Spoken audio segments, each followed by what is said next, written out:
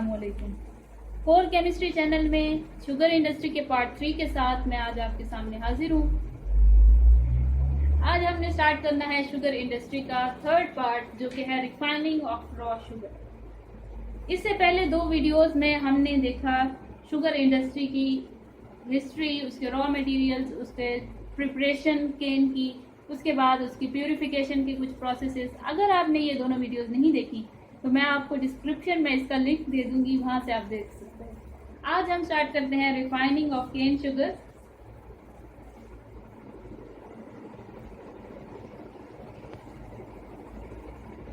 केन sugar refining मतलब जो हमारे पास रॉ शुगर जूस आया था उसको हमने क्लेरिफाई किया था, फिर उसके बाद जो रॉ शुगर हमारे पास आया था उसको हमने रिफाइनिंग की तरफ लेके जाना है। रिफाइनिंग का जो प्रोसेस है वो अब थर्ड हमारे पास स्टेज है। इसमें क्या होगा कि रॉ शुगर जो हमारे पास फैक्ट्री से आई थी वो हमारे पास 98% प्योर सुक्रोज है।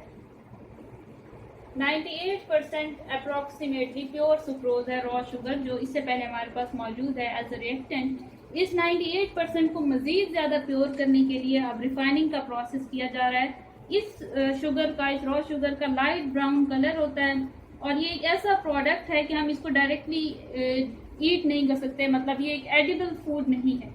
तो इसको मजीद प्योरीफाई किया जाएगा और इसको वाइट शुगर में कन्वर्ट किया जाएगा। मतलब ये जो ब्राउन कलर्ड शुगर है इसको वाइट कलर्ड शुगर में कन्वर्ट किया जाता है रिफाइनिंग के प्रोसेस में, और इस प्रोसेस को हम कहते हैं रिफाइनिंग। और जो शुगर हमारे पास एंड प्रोडक्ट पे आएगी उसको हम कहेंगे रिफाइंड शुगर।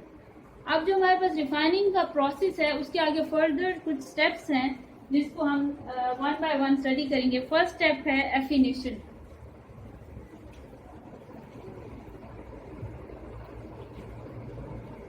एफिनेशन फर्स्ट स्टेप है रिफाइनिंग का।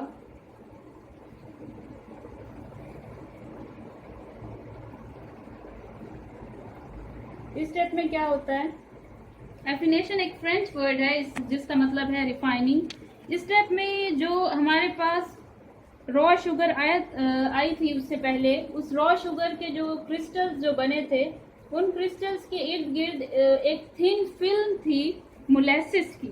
उस फिल्म या उस मोलेसिस की उस तह को रिमूव करना है अब हमने इस स्टेप में। जो मतलब पहले हमारे पास रॉ शुगर थी उसके इर्द गिर्द मोलेसिस की एक फिल्म थी, उसकी एक तह थी जमी हुई। अब उस तह को, उस फिल्म को रिमूव करना है और इसकी जो सरफेस है उसको क्लियर करना है। अब ये जो शुगर क्रिस्टल्स हैं इनको क्या किया जाता है ताकि वो आगे रिफाइंड हो सके, उसकी सरफेस क्लियर हो सके। इनका जो फर्स्ट वन इसका जो प्रोसेस है उसमें ये होगा कि शुगर क्रिस्टल्स को ट्रीट किया जाता है सैचुरेटेड सिरप से। कि ये जो शुगर क्रिस्टल्स यहाँ पे होंगे उनको ट्रीट किया जाएगा सैचुरेटेड सिरप से, जो 50 डिग्री सेंटीग्रेड पे ये प्रोसेस होगा। सैचुरेटेड सिरप से 50 डिग्री सेंटीग्रेड पे ये इसको ट्रीट किया जाएगा इन शुगर क्रिस्टल्स को। उसके बाद क्या होगा कि ये वाले जब हम इसको सिरप के अंदर डिप करेंगे इन क्रिस्टल्स को, तो इसके इर्द गिर्द जो फिल्म होगी मोलेसिस की वो रिमूव आउट होना शुरू हो जाएगी। और ये वाला जो प्रोसेस है ये मिंगलर्स में परफॉर्म किया जा रहा होता है। ये जो एफिनेशन का प्रोसेस है जिसमें शुगर सिरप को ट्रीट करवाया जाएगा इसके साथ क्रिस्टल्स के साथ, मिंगलर्स में ये परफॉर्म किया जाता है। और मिंगलर्स इस तरह से एडजस्ट किए जाते हैं जिसके अंदर रोटेटिंग एजिटेटर होता है और मैक्सिमम कांटेक्ट होता है सिरप में और क्रिस्टल्स में, ताकि जो क्रिस्टल्स के इर्द गिर्द जो लेयर है वो रिमूव आउट हो सके। इस सिरप का फंक्शन क्या है, ये क्या करता है कि जो क्रिस्टल्स हैं उनको सॉफ्ट कर देता है और उनके इर्द गिर्द जो कोटिंग है, जो इम्प्योरिटीज की कोटिंग है उसको रिमूव आउट करवाने की कोशिश करता है, उसको डिसॉल्व कर देता है। और ये जो मिक्सचर है फिर अब फर्स्ट स्टेप में तो इसको ट्रीट करवाया, उसके बाद उसकी कोटिंग रिमूव करवाई। अब हमारे पास जो क्रिस्टल्स आएंगे तो वो मिक्सचर होगा। अब नेक्स्ट स्टेप में जो हमारे पास क्रिस्टल्स आएंगे उसमें एक मिक्सचर होगा जिसमें वो सिरप भी होगा जो हमने स्टार्ट में डाला है और उसमें वो क्रिस्टल्स भी होंगे जो कि हमने यूज किए हैं स्टार्ट में रॉ शुगर के। तो अब दोनों चीजें हमारे पास मिक्सचर में प्रेजेंट है। सिरप भी है और शुगर के क्रिस्टल्स भी हैं, इन दोनों को इन दोनों को वो करना है, सेपरेट आउट करना है। इन दोनों को सेपरेट आउट करने के लिए हम यूज करेंगे सेंट्रीफ्यूगल्स। सेंट्रीफ्यूग करेंगे इस मिक्सचर को, जिसकी वजह से क्रिस्टल्स और सिरप आपस में सेपरेट आउट हो जाएंगे। क्रिस्टल्स और सिरप आपस में सेपरेट आउट हो जाएंगे। इसके बाद क्या होगा, हमारे पास दो पोर्शंस आ जाएंगे अलग से, जिसमें मिक्सचर जब सेंट्रीफ्यूग करेंगे मिक्सचर्स को, तो इस मिक्सचर से हमारे पास दो चीजें आएंगी, एक है सिरप और दूसरा हमारे पास शुगर क्रिस्टल्स अलग हो जाएंगे। तो अब हमारे पास दो अलग अलग चीजें आ गई, सेपरेट आउट हो गई। ये वाला जो शुगर क्रिस्टल्स है, शुगर केक है, इसमें क्या होता है कि इन शुगर क्रिस्टल्स को, इस शुगर केक को स्प्रे किया जाता है हॉट वाटर के साथ। इसको हॉट वाटर के साथ इस पे हॉट वाटर अप्लाई किया जाता है और फिर इसको मेल्टर की तरफ भेजा जाता है। मेल्टर की तरफ ये क्या करेगा, वहां जाके ये उसमें हॉट वाटर में ही ये डिजोल्व होगा। अब ये जो हमारे पास शुगर क्रिस्टल्स आए हैं, इसको हम कहेंगे शुगर केक। शुगर केक ये वाला जो हमारे पास आया है, इसको हम ले जाएंगे मेल्टर में। मेल्टर में जितना वेट इन शुगर के क्रिस्टल्स का है, उससे हाफ वेट हम लेंगे उस वाटर का, उस हाफ हॉट वाटर का। सपोज अगर ये 10 kg क्रिस्टल्स हैं तो हम 5 kg हॉट वाटर लेंगे, उसके अंदर इसको डिजोल्व करेंगे। यहाँ पे हम लेंगे हॉट वाटर और इस हॉट वाटर के अंदर इन क्रिस्टल्स को डिजोल्व कर देंगे। इसके बाद हमारे पास ये तो हो गया इस क्रिस्टल, यहाँ तक इसकी कहानी होगी। साइड पे जो सिरप पड़ा हुआ है वो क्या करेगा कि सिरप जो हमारे पास आया है यहाँ पे सेंट्रीफ्यूगल से, उसकी भी दो पार्ट्स में उसको डिवाइड करेंगे। एक तो उसको डाइल्यूट कर देगा, एक पार्ट में क्या होगा कि इसकी डाइल्यूशन हो जाएगी, मतलब इस सिरप को डाइल्यूट किया जाएगा। इसकी डाइल्यूशन के बाद जो सिरप आएगा उसको रीयूज किया जाएगा इसी प्रोसेस में, एफिनेशन में। एफिनेशन में जो शुरू में हमने सिरप डाला था, जिसकी वजह से वो उसकी कोटिंग रिमूव करवाई थी, वो सिरप यहाँ से बन जाएगा हमारे पास। और साथ ही जो बाकी जो सेकंड हमारे पास सिरप जो दूसरा पोर्शन बचेगा, उसको आगे 4 हाउस में ले जाया जाएगा, उसकी क्लैरिफिकेशन और रीफिल्ट्रेशन वाले प्रोसेस में आगे यूज होगा। तो ये दोनों जो है, ये सिरप की हो गए एंडिंग्स डाइल्यूशन में 4 हाउस में, और जो शुगर केक आया था उसको मेल्टर में लेके जाया गया और हॉट वाटर में उसको डिजोल्व किया गया। इसके बाद जो हमारे पास डिजोल्विंग के बाद लिक्विड जो हमारे पास आएगा मेल्टर में से, उसको स्क्रीनिंग किया जाएगा। उसकी स्क्रीनिंग के बाद उसमें से जो इम्प्योरिटीज, इनसॉल्यूबल इम्प्योरिटीज होंगी, उनको रिमूव आउट किया जाएगा। अब ये फर्स्ट स्टेप हमारा एफिनेशन का हो गया। इसके बाद नेक्स्ट स्टेप है प्यूरिफिकेशन। प्यूरिफिकेशन का जो स्टेप है, इसको हम क्लैरिफिकेशन भी कहते हैं। इसमें मेनली 2 प्रोसेसेस होते हैं प्यूरिफिकेशन में। प्यूरिफिकेशन में मेजर 2 होते हैं प्रोसेसेस, एक है क्लैरिफिकेशन और दूसरा है डीकलराइजेशन। तो क्लैरिफिकेशन हम देख लेते हैं।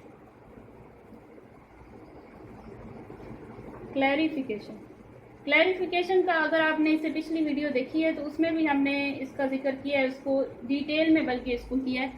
तो क्लैरिफिकेशन में यहाँ पे हम करें, क्लैरिफिकेशन की 2 तरह की टाइप्स हैं। हम कह सकते हैं कि 2 तरह से क्लैरिफिकेशन हो सकती है। एक होती है मैकेनिकल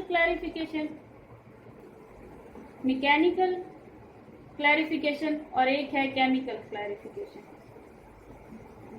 तो जो मैकेनिकल क्लैरिफिकेशन है, इसकी तरफ पहले चलते हैं। मैकेनिकल क्लैरिफिकेशन में क्या होता है कि डायोएटोमेशियस अर्थ या फिर कोई इसी तरह का इनर्ट मटेरियल ऐड किया जाता है जूस में। इसमें डायोएटोमेशियस अर्थ या इसी तरह का कोई इनर्ट मटेरियल ऐड किया जाता है जूस में, और फिर क्या होता है कि इसकी एडिशन की वजह से जो जूस है उसकी पीएच को भी एडजस्ट किया जाता है और मिक्सचर को फिल्टर किया जाता है। इसकी पीएच एडजस्ट हो जाती है, उसके बाद मिक्सचर को फिल्टर करते हैं। साथ साथ हम यहाँ पे लिख लेते हैं पीएच, फिर फिल्ट्रेशन का प्रोसेस होगा। फिल्ट्रेशन के बाद यहाँ पे ये जो सिस्टम है उसके एंड प्रोडक्ट पे हमारे पास एक क्लियर सोल्यूशन आ जाएगा और उसमें उसका कलर भी इम्प्रूव्ड होगा, मतलब एक अच्छा कलर आएगा और क्लियर सोल्यूशन हमें एंड पे मिल जाएगा।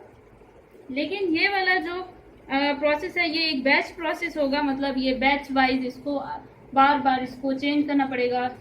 इसके बाद है मैकेनिकल के बाद आ जाता है केमिकल क्लैरिफिकेशन का प्रोसेस। केमिकल क्लैरिफिकेशन का जो प्रोसेस है उसमें आगे दो फर्दर स्टेप्स हैं, मतलब आगे हम इसको दो टाइप्स में डिवाइड कर सकते हैं। या तो इसमें होती है कार्बोनेशन, कार्बोनेशन को कार्बोनेटेशन भी कहते हैं, ये दोनों एक ही चीज़ है, कार्बोनेशन। और दूसरा प्रोसेस है फॉस्फेटेशन। तो ये दोनों प्रोसेसेस जो हैं ये होते हैं केमिकल क्लैरिफिकेशन में। इनमें होता क्या है कि जो फॉस्फेटेशन और कार्बोनेटेशन का ये प्रोसेस है इसमें कम्बिनेशन होता है। यहाँ पे फॉस्फेटेशन में फॉस्फोरिक एसिड ऐड किया जाता है और कार्बोनेशन में जो है वो कार्बन डाइऑक्साइड ऐड की जाती है। क्लैरिफिकेशन का जो केमिकल प्रोसेस है इसमें लाइम इन्वॉल्व होता है। अगर हम लाइम को रिएक्ट करवा दें फॉस्फोरिक एसिड के साथ तो वो हो जाएगा फॉस्फेटेशन, और अगर हम लाइम को रिएक्ट करवा दें कार्बन डाइऑक्साइड के साथ तो वो हो जाएगा कार्बोनेशन। तो इस तरह से ये दोनों सिस्टम बन जाते हैं। इसके बाद जो है ये है फॉस्फेटेशन वाला जो प्रोसेस है इसको हम कहते हैं फ्रॉथ क्लैरिफिकेशन, फ्रॉथिंग प्रोसेस कहते हैं, और जो कार्बोनेशन वाला है उसको हम कहते हैं कार्बोनेशन सिस्टम। तो स्टार्ट करते हैं फ्रॉथिंग क्लैरिफायर सिस्टम। यानी फ्रॉथिंग प्रोसेस जो है जिसको हम फॉस्फेटेशन भी कह सकते हैं। फ्रॉथिंग प्रोसेस इसको इस वजह से कहते हैं क्योंकि इसमें उसमें झाग सी बन रही होती है, स्कम जिसे हम कहते हैं, और उसको फिर बाद में रिमूव आउट किया जाता है सरफेस से। तो ये जो दो प्रोसेसेस अभी हमने किए हैं केमिकल क्लैरिफायर के, केमिकल क्लैरिफिकेशन का जो प्रोसेस अभी हमने देखा था जिसमें फॉस्फेटेशन और कार्बोनेशन, तो इन दोनों में से कोई एक होगा, या तो फॉस्फेटेशन किया जाता है या फिर कार्बोनेशन किया जाता है। तो पहले हम फॉस्फेटेशन की तरफ चलते हैं। फॉस्फेटेशन उसी तरह से है जैसे हमने पिछली वीडियो में भी देखा, तो उससे मिलता जुलता है। इसमें यह होता है कि जो स्क्रीन्ड लिकोर हमारे पास आता है, स्क्रीन्ड लिकोर मैंने आपको बताया था कि जब हम मेल्टर से ले लेते हैं जूस, वो जो लिकोर होता है उसको स्क्रीनिंग की जाती है। स्क्रीन लिकोर अब हमारे पास आ गया, उसको हीट किया जाता है 62, हीट करते हैं 60 टू 70 डिग्री या 80 डिग्री, भी 70 डिग्री सेंटीग्रेड सही रहेगा, 70 डिग्री सेंटीग्रेड। और इस हीटिंग के बाद इसमें ऐड किया जाता है फॉस्फोरिक एसिड, क्योंकि ये फॉस्फेटेशन का प्रोसेस है तो फॉस्फोरिक एसिड ऐड किया जाएगा। फॉस्फोरिक एसिड और साथ एक और चीज़ जो कि है लाइम, क्योंकि ये क्लैरिफिकेशन है तो इसमें लाइम भी होना चाहिए, तो लाइम होगा, इसमें फॉस्फोरिक एसिड होगा। लाइम और फॉस्फोरिक एसिड ये दोनों चीज़ें यहाँ पे ऐड की जाएंगी और इसको क्लैरिफायर में इस मिक्सचर को, ये जो मिक्सचर बनेगा स्क्रीन्ड लिकोर का, फॉस्फोरिक एसिड, लाइम, इसको हीटिंग की जाएगी, इसको सबको क्लैरिफायर में ऐड कर दिया जाएगा, क्लैरिफायर में सेंड कर दिया जाएगा। क्लैरिफायर के अंदर ये सारा प्रोसेस हो रहा होगा। क्लैरिफायर एक टैंक होता है जिसमें हीटिंग कॉइल्स होती हैं जिसकी वजह से हीटिंग हो सकती है। अब जब ये प्रोसेस हो रहा होगा, ये रिएक्शन होगा इन दोनों का, तो कुछ प्रेसिपिटेट्स बनेंगे, वो प्रेसिपिटेट्स होंगे ट्राई कैल्शियम फॉस्फेट के।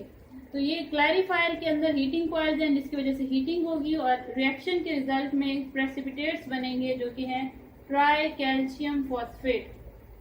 ट्राई कैल्शियम फॉस्फेट के प्रेसिपिटेट्स बनेंगे और ये ट्राई कैल्शियम फॉस्फेट जो है ये इंट्रैप करेगा, ये जो प्रेसिपिटेट्स होंगे ये जो भी इम्प्योरिटीज़ होंगी उनको इंट्रैप करेगा। इसमें इम्प्योरिटीज़ में कोई ऑर्गेनिक एसिड भी हो सकता है, कोई कलरिंग मैटर भी हो सकता है, कोई भी इम्प्योरिटीज़ जो होंगी वो इसमें इंट्रैप हो जाएंगी और उसके बाद जो फ्लोक्यूलेंट्स बन जाएंगे, मतलब जो हमारे पास इम्प्योरिटीज़ और ये ट्राई कैल्शियम फॉस्फेट है ये सरफेस के टैंक की सरफेस पे आ जाएंगी इस तरह से।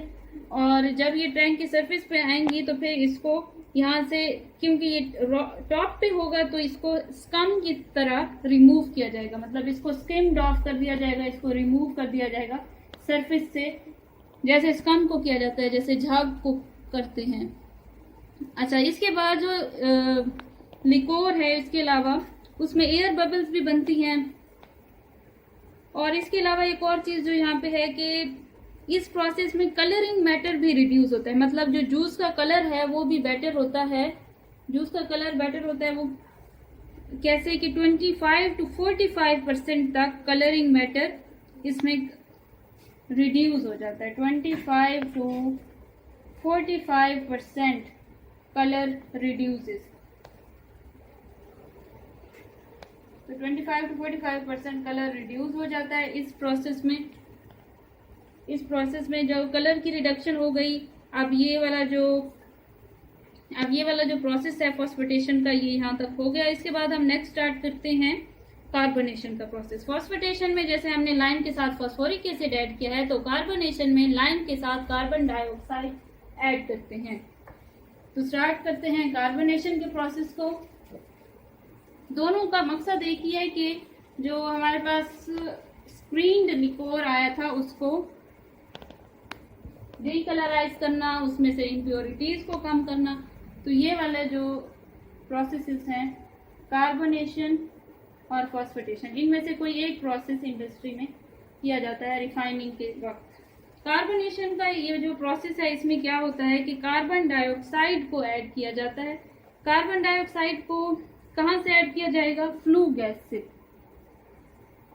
कार्बन डाइऑक्साइड को ऐड किया जाता है। ये कौन सी मतलब ये फ्लू गैस हम उसको कहते हैं जब मिक्सचर होता है गैसेस का, mixture of gases obtain through the burning of fuel. मतलब ये जो फ्लू गैस है, ये मिक्सचर है बहुत सारी गैसेस का, जो जब हम फ्यूल को बर्न करते हैं और उसमें हमारे पास बहुत सारी गैसेस आती हैं, तो उनमें से कार्बन डाइऑक्साइड को एक्सट्रैक्ट कर लिया जाता है और वो इस यहाँ पे यूज होगी इस प्रोसेस में। कार्बन डाइऑक्साइड जब लाइम के साथ रिएक्ट करेगा, कार्बन डाइऑक्साइड और लाइम आपस में रिएक्ट करेंगे, क्योंकि इसमें लाइम पहले से ही हमने ऐड किया है, तो ये दोनों आपस में रिएक्ट करके कैल्शियम कार्बोनेट के प्रेसिपिटेट्स बनाएंगे। यहाँ पे हमारे पास बनेंगे कैल्शियम कार्बोनेट के प्रेसिपिटेट्स। कैल्शियम कार्बोनेट के जो प्रेसिपिटेट्स बनेंगे, ये प्रेसिपिटेट्स अपने साथ इम्प्योरिटीज को रिमूव करवाएंगे और जो कलरिंग मैटर होगा उसको भी रिमूव करवाएंगे। और फिर ये वाला जो कार्बोनेशन वाला सिस्टम है, अगर अब इसको थोड़ा सा देखें दोबारा से, कि लाइम पहले ऐड किया जाएगा। जब लाइम ऐड होता है तो पीएच रेज हो जाती है, मतलब पीएच इंक्रीज होगी, अल्कलाइन पीएच की तरफ चला जाएगा। यहाँ पे टेम्परेचर भी होता है 60 to 80 डिग्री सेंटीग्रेड, तो पीएच रेज हो जाएगी लाइम के एडिशन से। जब फिर कार्बन डाइऑक्साइड उसके बाद ऐड की जाएगी तो फिर पीएच ड्रॉप करेगी 7.7 से 8.5 के दरमियान तक आ जाती है। एंड में ये पीएच जो है वो कम हो जाती है कार्बन डाइऑक्साइड की प्रेजेंस की वजह से। अब ये वाला जो प्रोसेस है, इसमें भी उसी तरह से इम्प्योरिटीज ऑर्गेनिक इनऑर्गेनिक रिमूव होंगी, साथ ही कलर्ड भी मटेरियल जो होगा वो भी रिमूव होगा। तो इस तरह से कलर भी बेहतर होगा, इम्प्योरिटीज भी कम होंगी। तो अब ये दोनों प्रोसेसेस, इनमें से कोई एक प्रोसेस किया जाता है इंडस्ट्री लेवल पे। अब हम इन दोनों को कंपेयर करते हैं कि फॉस्फेटेशन और कार्बोनेशन में से कौन सा प्रोसेस ज़्यादा बेहतर है, कौन सा ज़्यादा यूज़ किया जा रहा है। अगर हम देखें कार्बोनेशन का जो प्रोसेस है वो ज़्यादा कलर को ज़्यादा रिमूव करता है, मतलब इसमें ज़्यादा अमाउंट में कलर रिमूव हो जाता है जूस में से। इसमें जो इम्प्योरिटीज़ हैं, कोलाइडल मटेरियल है, जो इम्प्योरिटीज़ या कोलाइडल मटेरियल है वो भी ज़्यादा अमाउंट में रिमूव होगा कार्बोनेशन के प्रोसेस में। इसके अलावा जो ये फ्लेक्सिबल भी है और इसको हैंडल करना भी इजी है, लेकिन इसका जो नुकसान है वो ये है कि ये एक्सपेंसिव है। और इसके अलावा एक तो ये एक्सपेंसिव है, साथ ही इसका जो वेस्ट होता है वो बहुत ज़्यादा, इसमें ज़्यादा वेस्ट जनरेट होता है फॉस्फेटेशन के मुकाबले में। लेकिन अगर हम फॉस्फेटेशन को देखें तो उसमें एनवायरमेंटल रिस्ट्रिक्शन है, मतलब जो फॉस्फेट डिपॉजिट होता है, जो डिस्पोजल में उसका जो वेस्ट होता है फॉस्फेट का, तो इसको एनवायरमेंटल पॉइंट ऑफ व्यू से इसकी रिस्ट्रिक्शंस हैं कि इसको फिर ये डिस्पोज ऑफ नहीं हो सकता। तो इन दोनों की इस तरह से कुछ रिस्ट्रिक्शंस हैं, कुछ इसके फ़ायदे हैं।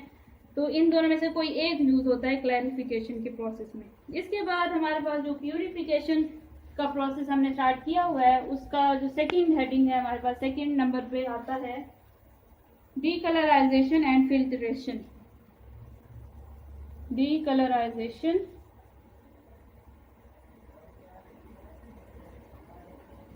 And filtration. अब ये कौन सा प्रोसेस है, इस प्रोसेस में अब तक हमारे पास क्लैरिफाई हो चुका है। जो उस क्लैरिफाइड इफ्लुएंट हमारे पास जो आएगा उसको फर्दर यूज किया जाएगा। अब इस प्रोसेस में क्लैरिफाइड इफ्लुएंट आएगा हमारे पास, जो क्लैरिफिकेशन के प्रोसेस के बाद जो हमारे पास क्लैरिफाइड इफ्लुएंट आएगा उसको यूज किया जाएगा।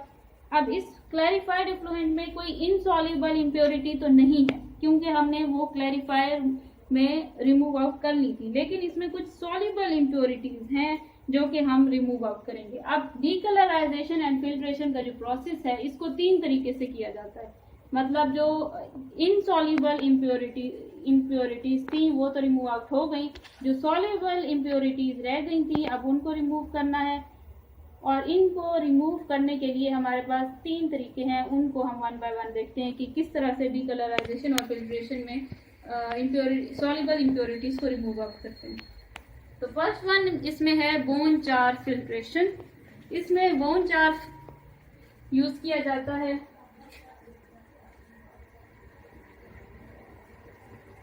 बोन चार इसमें यूज किया जाएगा।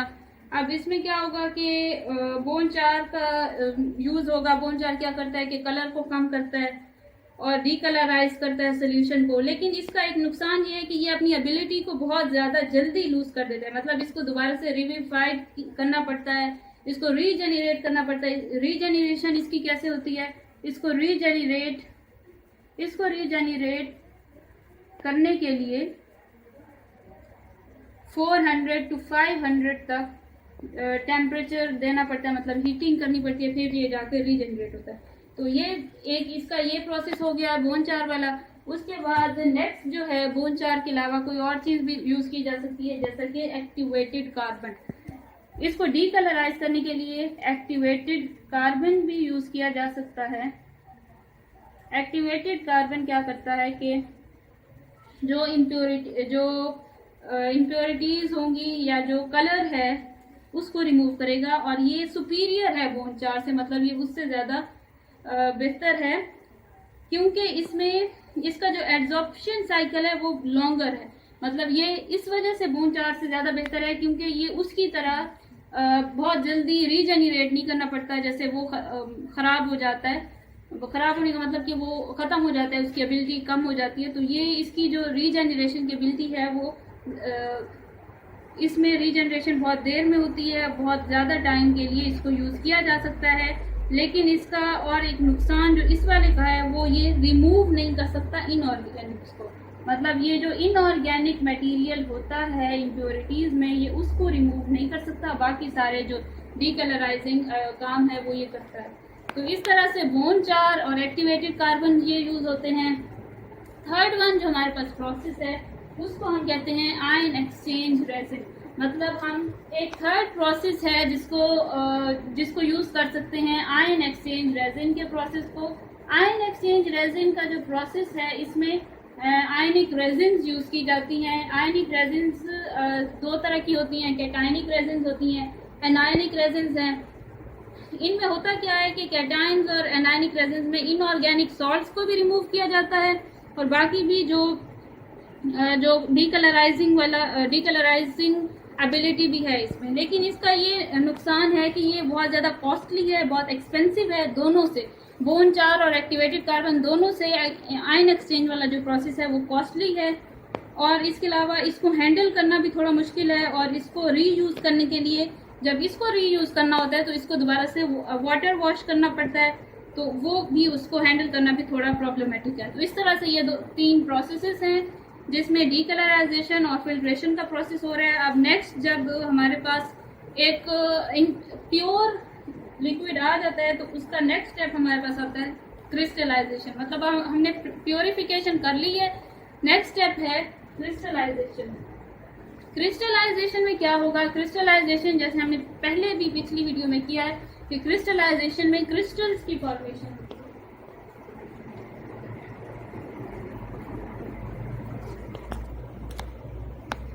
क्रिस्टलाइजेशन, अब क्रिस्टलाइजेशन में क्रिस्टल की फॉर्मेशन होनी है। अब यहाँ पे होगा क्या कि जो लिकोर हमारे पास आया था वहाँ से फिल्ट्रेशन और डीकलराइजेशन वाले पोर्शन से, उसको मल्टीपल इफेक्ट एवापोरेटर में लेके जाया जाएगा। एवापोरेटर से वो जो एक्स्ट्रा वाटर है, एक्स्ट्रा लिक्विड कंटेंट है, वो रिमूव आउट होगा, फिर उसकी कंसंट्रेशन होगी और फिर नेक्स्ट स्टेप में उसकी क्रिस्टलाइजेशन होगी। जो क्रिस्टलाइजेशन का स्टेप है, 4 स्टेजेस हैं उसकी मेजर। क्रिस्टलाइजेशन की मेजर 4 स्टेजेस हैं, उसको हम देखते हैं one by one. 4 stages of crystallisation. पहली स्टेज इसमें क्या है? फर्स्ट स्टेज है इसकी सीडिंग और ग्रेनिंग। मतलब जब भी क्रिस्टलाइजेशन की जाती है तो पहले तो वो एवापोरेशन वाला स्टेप होगा ना, कि एवापोरेट करेंगे एक्स्ट्रा लिक्विड को। उसके बाद सीडलिंग्स ऐड किए जाते हैं, सीडिंग उस प्रोसेस को कहते हैं। उसके बाद जो नेक्स्ट प्रोसेस है, नेक्स्ट स्टेप है establishing the seed. Establishing the seed,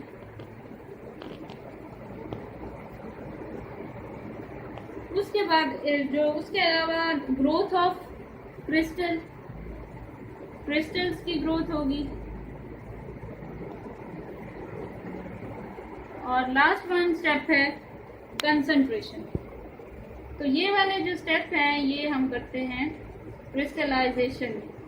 तो इसके अलावा ये जो क्रिस्टलाइजेशन का स्टेप है, इसमें सिरप की सुपर सैचुरेशन बहुत ज़रूरी है। मतलब जो शुगर सिरप आएगा हमारे पास, जो लिकोर आएगा, उसकी कंसंट्रेशन के लिए एक सुपर सैचुरेशन पॉइंट होता है, वहाँ तक जाना बहुत ज़रूरी है।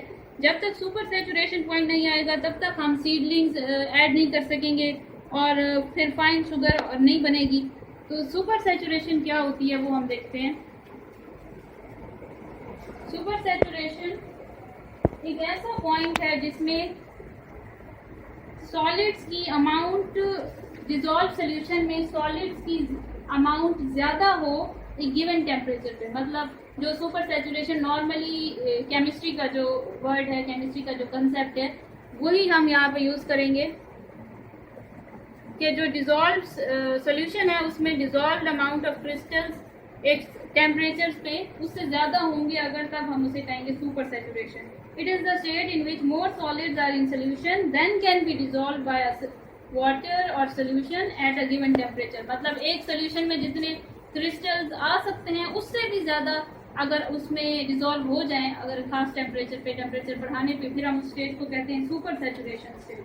अब ये जो सुपर सैचुरेशन स्टेज अटेन हो जाएगी तब फिर आगे सुपर सैचुरेशन में उसके 3 फेजेस हैं। मतलब सुपर सैचुरेशन के बाद क्या क्या हो रहा है, एक हम कहते हैं सुपर सैचुरेशन के जो फेजेस हैं उसमें है मेटास्टेबल फेज।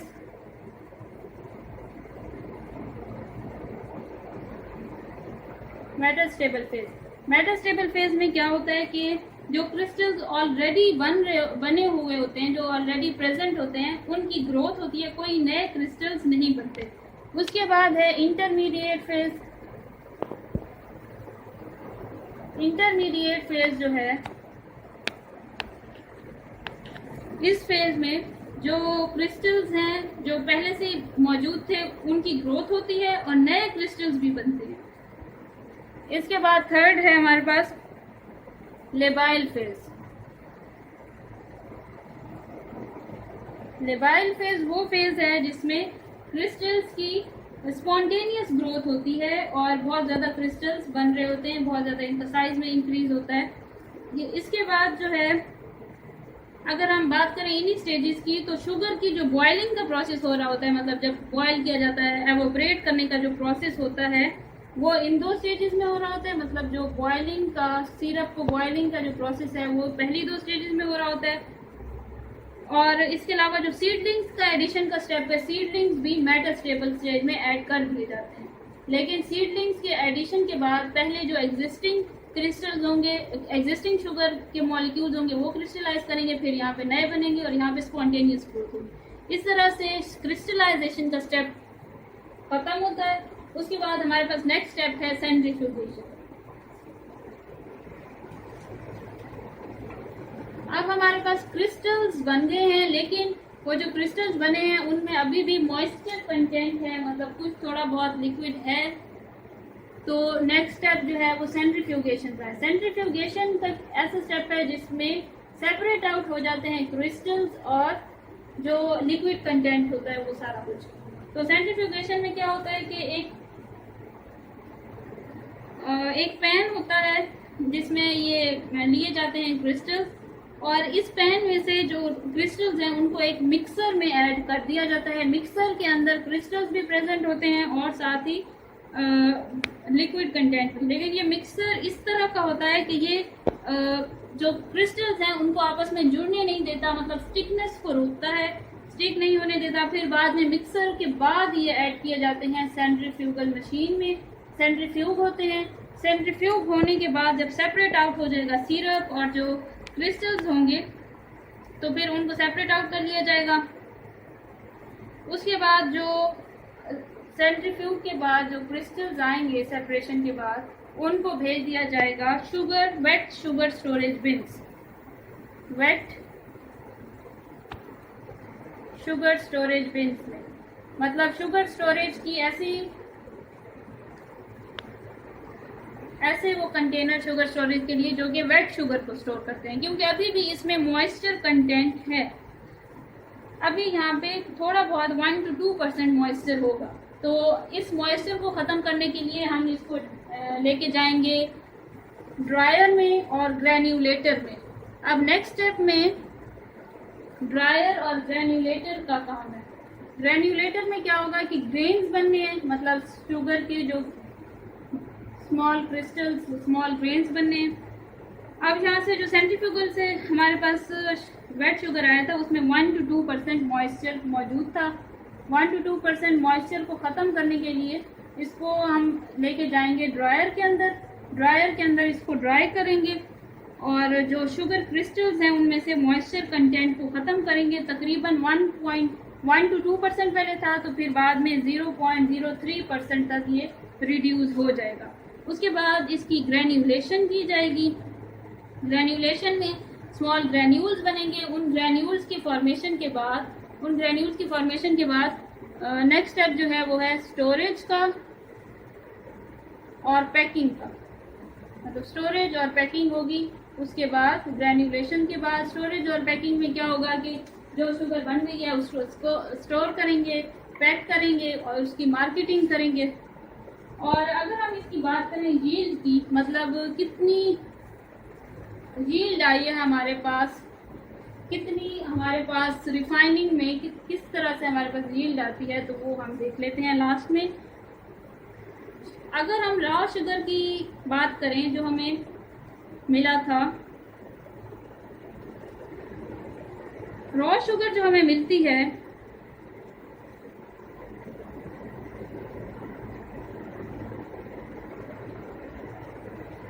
रॉ शुगर को अगर हम मान लें 100%, रॉ शुगर को 100% लेंगे तो हमारे पास उसकी यील्ड ऐसे होगी कि शुगर, वाइट शुगर जो है वो हमारे पास आ जाएगी, उसमें से 93 to 94% उसमें से रॉ शुगर बन जाए, वाइट शुगर बन जाएगी। वाइट शुगर के बाद सिरप के अंदर वो चला गया था, सिरप जो है वो 5% तक सिरप में चला जाएगा। और वॉश लॉस, मतलब कुछ जो लॉसेस हुए हैं, कुछ हमें जो लॉस हुआ है रॉ शुगर में से, तो वो हमारे पास 0.7% है। कि रॉ शुगर को अगर हम 100% ले लें, जो हमने रिफाइनिंग में लिया था रॉ शुगर, अगर वो हमने 100% ली है तो उसमें से हमारे पास 93 to 94% वाइट शुगर बन जाएगी, 5% सिरप में चला जाएगा और वॉश लॉस जो है, जो हमें लॉसेज हुए हैं अगर, तो वो 0.7% तक लॉस हो जाएगा।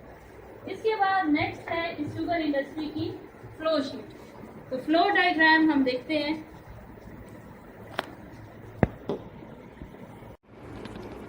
स्टार्ट करते हैं flow sheet.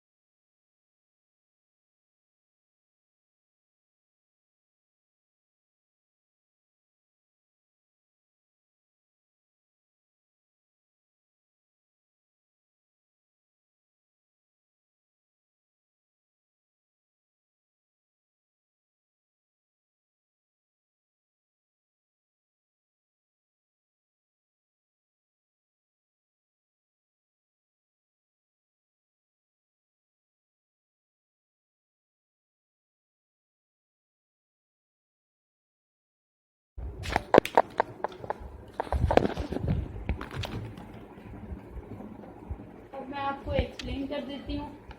Flow sheet diagram start करते हैं कटिंग से। कटिंग से जो शुगर केन होता है वो जाता है केन प्रिपरेशन फॉर मिलिंग की तरफ। यहाँ पे इसके स्टेप्स हैं, इसमें वॉशिंग होती है, चॉपिंग, क्रशिंग और फिर श्रेडिंग की जाती है। जब ये सारे स्टेप्स हो जाते हैं तो फिर केन जो है उसको मिलिंग ऑफ केन के रीजन में लेके जाएंगे। वहाँ पे केन की मिलिंग होगी, उसमें से रॉ जूस निकलेगा और साथ ही बेगास निकलेगा। जो रॉ जूस यहाँ पे उसकी फॉर्मेशन होगी, यहाँ पे रॉ जूस की फॉर्मेशन होती है। ये वाला रॉ जूस आएगा स्क्रीनिंग ऑफ जूस की तरफ, उसकी स्क्रीनिंग होगी, फिर क्लैरिफिकेशन होगी। क्लैरिफिकेशन में 3 स्टेप्स हैं, कार्बोनेशन, फॉस्फेटेशन और सल्फिटेशन। ये तीनों स्टेप्स होंगे। उसके बाद क्लैरिफिकेशन से जो जूस आएगा उसकी एवापोरेशन होगी, एवापोरेशन के बाद क्रिस्टलाइजेशन होगी, क्रिस्टलाइजेशन के बाद उसकी सेंट्रीफ्यूगेशन होगी। सेंट्रीफ्यूगेशन में 2 चीज़ें बनेंगी, एक सिरप बनेगा और एक रॉ शुगर बनेगी। जो सिरप बनेगा उसको दोबारा रिसाइकल करेंगे क्लैरिफिकेशन में, क्लैरिफिकेशन के अंदर उसको डालेंगे, दोबारा से वो रिसाइकल होकर क्लैरिफाई होगा और जो रॉ शुगर वहाँ पे बनी है उसकी रिफाइनिंग स्टार्ट हो जाएगी। रिफाइनिंग में सारे स्टेप्स होंगे, जैसे क्लैरिफिकेशन का प्रोसेस होगा, फिर क्रिस्टलाइजेशन और सेंट्रीफ्यूगेशन का, उसके बाद ग्रैन्युलेशन का होगा जब ग्रैन्यूल्स बनेंगे, और फिर लास्ट में हमारे पास वाइट शुगर आ जाएगी। इस तरह से शुगर इंडस्ट्री हमारी कंप्लीट हुई। इसमें हमने फ्लो शीट डायग्राम में देखा है कि किस तरह से वाइट शुगर की प्रिपरेशन होती है। अगर आपको ये वीडियो पसंद आई है तो आप इस चैनल को सब्सक्राइब करें और लाइक करें।